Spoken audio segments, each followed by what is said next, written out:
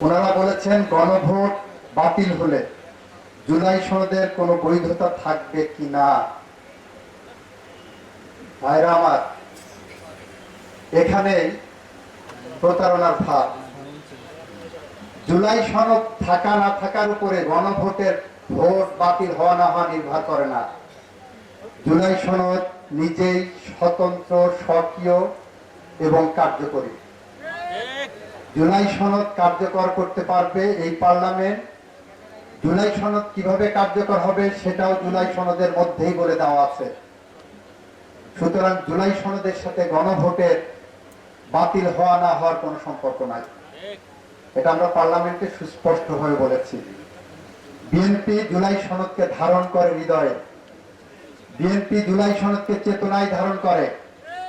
BNP বিশ্বাস করে জুলাই সনদ এদেশের জুলাই আগস্টে 2024-এর জুলাই আগস্টে ছাত্র জনতা রক্তের আখরে লিখিত। বিএনপি বিশ্বাস করে জুলাই সনদ এদেশের আপামর জনসাধারণের মুক্তির একটি সনদ। বিএনপি বিশ্বাস করে জুলাই সনদ বিএনপি বাস্তবায়ন করতে অঙ্গীকারবদ্ধ। আর এই জুলাই সনদই বলছে আমাকে বাস্তবায়ন করো সংবিধান সংশোধনের মধ্য দিয়ে। এটা জুলাই সনদে সুস্পষ্টভাবে লিখিত আছে যে সংবিধান সংশোধনের মধ্য দিয়ে জুলাই সনদ বাস্তবায়িত হবে। সুতরাং যারা বলছেন গণভোট বাতিল হলে জুলাই সনদ বাতিল হবে, এটা মিথ্যা বিভ্রান্তিকর তথ্য। তারা বলেন 72-এর সংবিধান মানি না।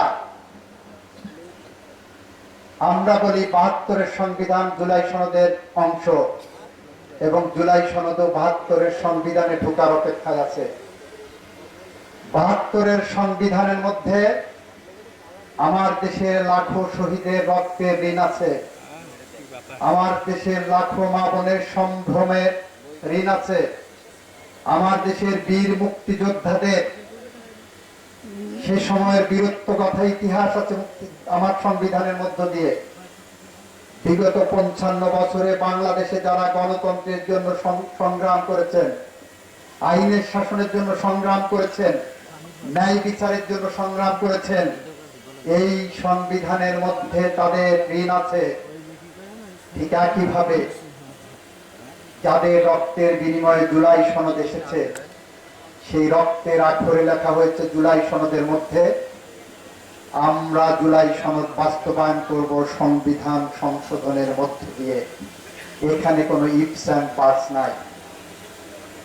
সুতরাং যারা বলছেন গণভোট বাতিল হলে জুলাই সনদ বাতিল হবে, তারা জনগণকে বিভ্রান্ত করার চেষ্টা করছেন।